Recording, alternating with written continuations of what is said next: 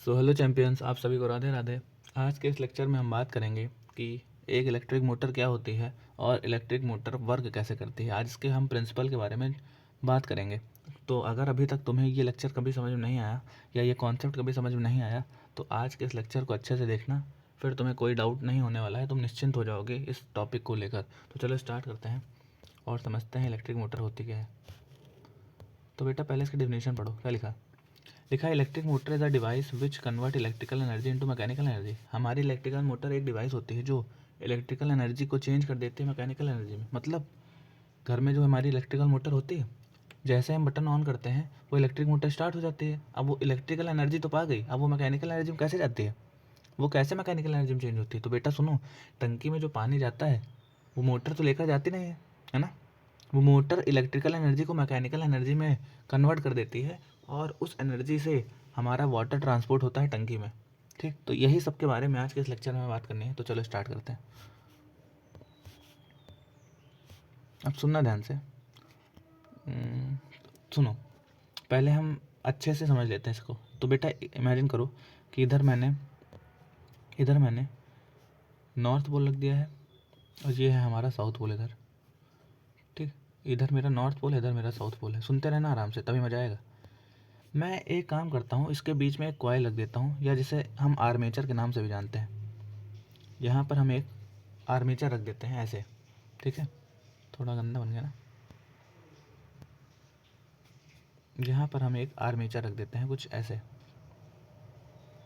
ठीक, ये आर्मेचर है या फिर इसी को बोलेंगे कॉइल, है ना। अब सुनना ध्यान से।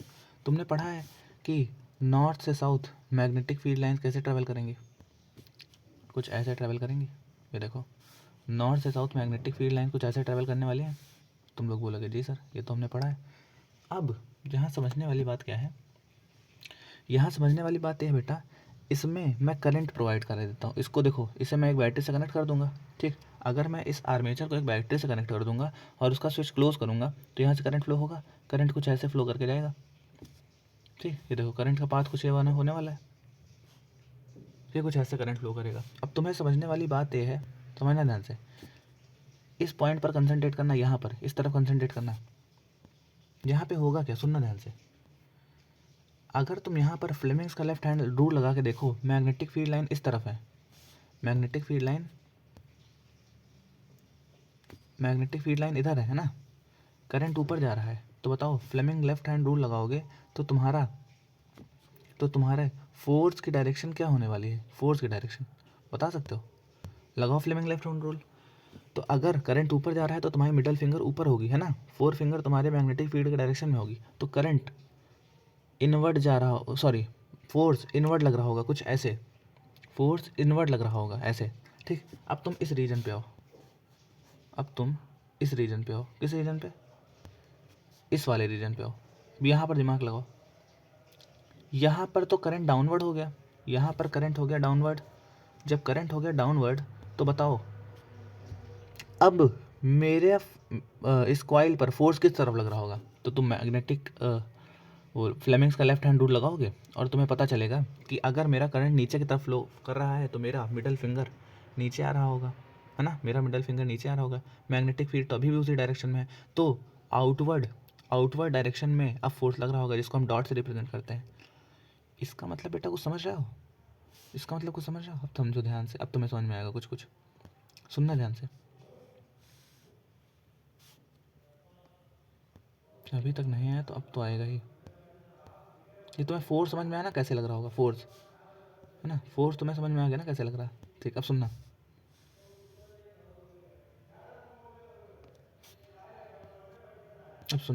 ध्यान से। अगर मेरा पहले फोर्स इनवर्ड लग रहा होगा फिर फोर्स आउटवर्ड लग रहा होगा तो फिर क्या तुम बताना, क्या इस, ध्यान से सुनना, अगर पहले मेरा फोर्स इनवर्ड लग रहा होगा फिर आउटवर्ड लग रहा होगा तो क्या मेरी ये जो आर्मेचर लगी हुई है, क्या जो मेरी प्लेट लगी हुई है ना, कॉइल लगी हुई है, क्या ये घूमने लगेगी, रोटेट करने लगेगी कुछ इस डायरेक्शन में?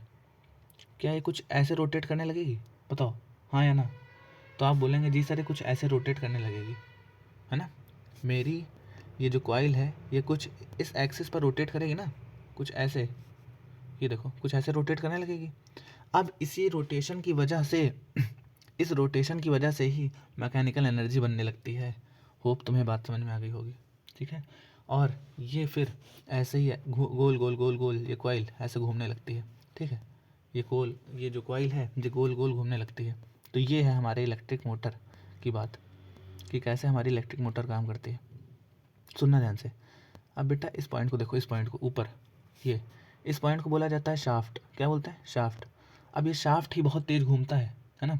अब तुम यहाँ पर कुछ भी लगा दो, तुम यहाँ पंखुड़ी लगा दो, है ना।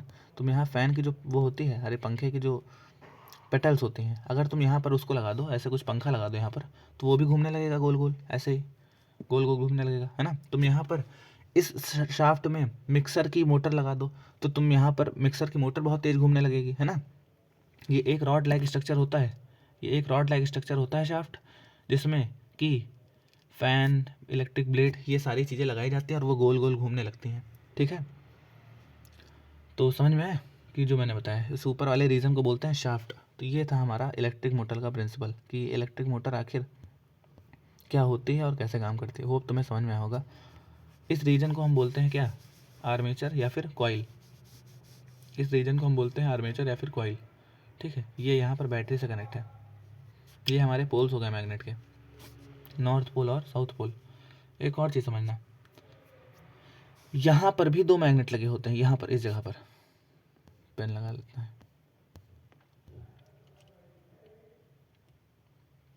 यहाँ बैटरी से और इलेक्ट्रिक मोटर के बीच में, ये आर्मेचर कॉइल के बीच में, यहाँ पर भी दो मैग्नेट्स लगे होते हैं, ऐसे कुछ ऐसे। ये देखो, यहाँ पर भी दो मैग्नेट्स ऐसे लगे होते हैं, बैटरी के पास और आर्मेचर कॉइल के नीचे, यहाँ पर भी दो मैग्नेट्स लगे होते हैं, ठीक है। आई होप तुम्हें सारी चीज़ें समझ में आ गई होंगी, ठीक। तो ये थी हमारी इलेक्ट्रिक मोटर जो कि मैकेनिकल एनर्जी बनाती है इलेक्ट्रिकल एनर्जी से, ठीक है।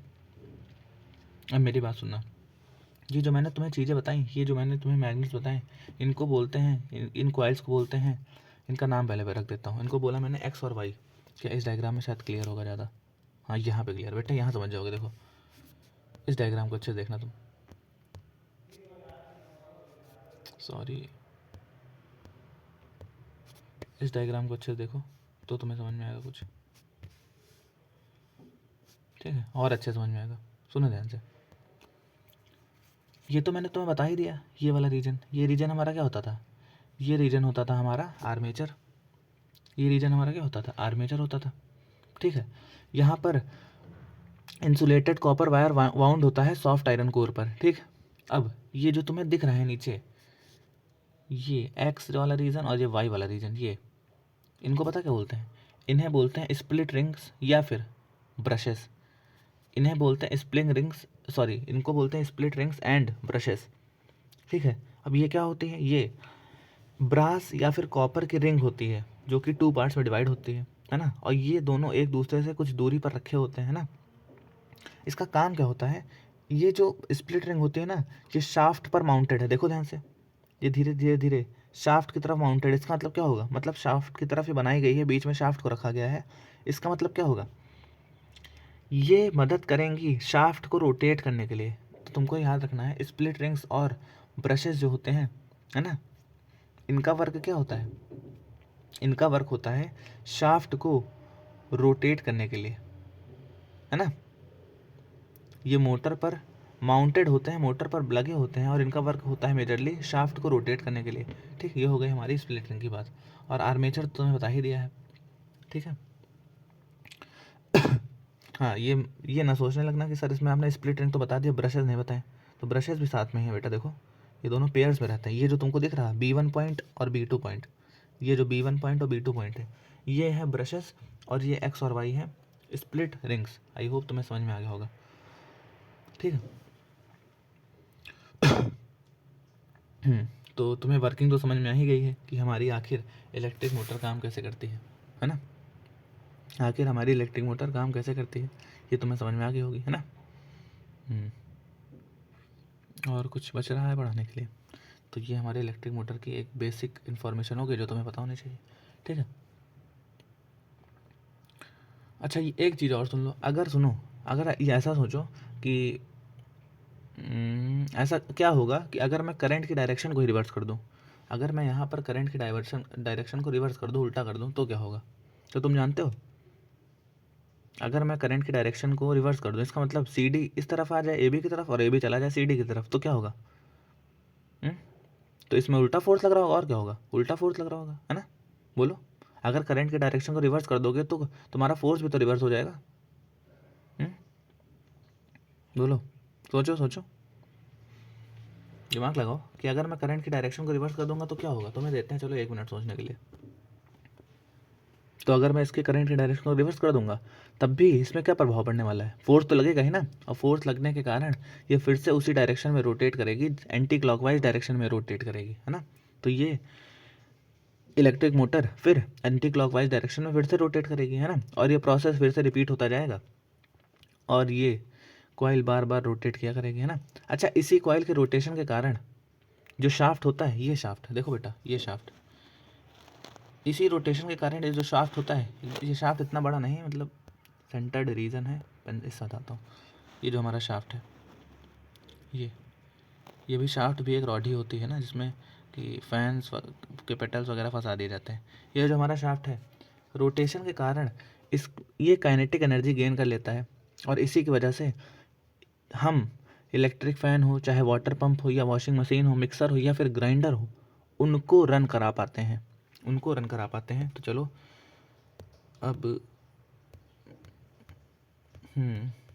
एक सेकेंड, यहाँ पर लिख लो यूजेस, है ना, कि आखिर यूजेस किस में होते हैं तुम्हारे इलेक्ट्रिक मोटर के। तो किस में होते हैं? एक तो हो गया इलेक्ट्रिक फ़ैन में यूज़ होती है मोटर, है ना? और वाटर पंप में होती है, वाटर पंप में इलेक्ट्रिक मोटर यूज़ होती है। और किस में होती है? वॉशिंग मशीन में होती है, वॉशिंग मशीन में होती है, मिक्सर में होती है ना, ग्राइंडर में होती है, ग्राइंडर, और भी बहुत सारे डिवाइसेस में होती है, तो ETC, है ना? तो यही था आज का हमारा लेक्चर। होप तुम्हें सारी चीज़ें अच्छे समझ में आ गई होंगी।